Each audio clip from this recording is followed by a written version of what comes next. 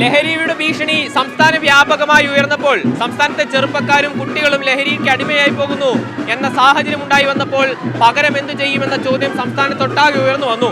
അന്ന് ലഹരിക്കെതിരായിട്ടുള്ള പോരാട്ടത്തിന് കായിക മേഖലയെ മുന്നോട്ട് വയ്ക്കുകയായിരുന്നു സംസ്ഥാന കായിക വകുപ്പ്.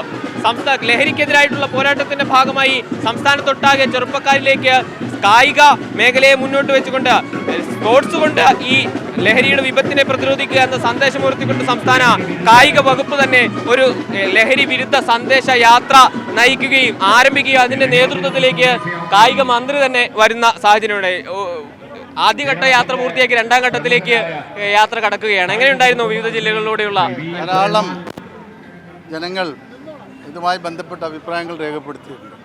പൊതുസമൂഹം ഇന്ന് അഭിമുഖീകരിക്കുന്ന ഏറ്റവും പ്രധാനപ്പെട്ട ഒരു പ്രശ്നത്തിനാണ് നമ്മൾ അഡ്രസ്സ് ചെയ്യുന്നത്. ബഹുമാനപ്പെട്ട മുഖ്യമന്ത്രിയുടെ നിർദ്ദേശപ്രകാരമാണ് ഇത്തരത്തിലൊരു ജാഥ നമ്മൾ സംഘടിപ്പിക്കുന്നത്. അതുകൊണ്ട് തന്നെ കൂടുതൽ ചെറുപ്പക്കാരെ കളിക്കളങ്ങൾ എത്തിക്കുക എന്നാണ് നമ്മൾ ലക്ഷ്യം വെക്കുന്നത്. പുതിയ കളിക്കളങ്ങൾ നിർമ്മിക്കുക. അതോടൊപ്പം തന്നെ രാസലഹരിക്കെതിരായിട്ടുള്ള വലിയ ക്യാമ്പയിനാണിത്. ഏകദേശം നമ്മൾ ഈ ജാഥ പൂർത്തീകരിക്കുമ്പോൾ 5 ലക്ഷത്തിലധികം ആളുകളെ നേരിട്ട് കാണുമെന്നാണ് പ്രതീക്ഷിക്കുന്നത്. ഇതിൻ്റെ ഒരു പ്രചരണത്തിൻ്റെ ഭാഗമായി കായിക വകുപ്പിന്റെ പ്രവർത്തനങ്ങൾ എങ്ങനെയാണ് ലഹരിക്കെതിരായിട്ടുള്ള പോരാട്ടത്തെ ശക്തിപ്പെടുത്തും എന്നാണ് കരുതുന്നത്?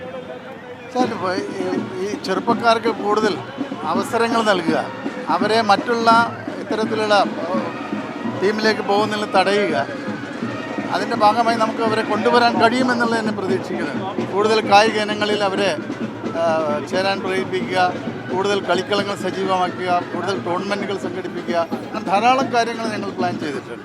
തീർച്ചയായും ലഹരി വിരുദ്ധ സന്ദേശയാത്രയുടെ kick drugs say yes to sports എന്ന സന്ദേശവുമായി സംസ്ഥാന വ്യാപകമായി സംഘടിപ്പിക്കുന്ന സംസ്ഥാന കായിക വകുപ്പ് സംഘടിപ്പിക്കുന്ന ലഹരി വിരുദ്ധ സന്ദേശയാത്രയുടെ രണ്ടാം ഘട്ടമാണ് ഇപ്പോൾ തിരുവനന്തപുരത്ത് നടക്കുന്നത്. ഇന്ന് രാവിലെ പാറശാലയിൽ നിന്ന് ആരംഭിച്ച മെഗാ മാരത്തോണിന്റെ രണ്ടാം ഘട്ടം ഇപ്പോൾ തിരുവനന്തപുരം തലസ്ഥാന നഗരിയിലൂടെ കടന്നു പോകുന്ന കാഴ്ചയാണ് നമുക്ക് കാണാൻ കഴിയുന്നത്.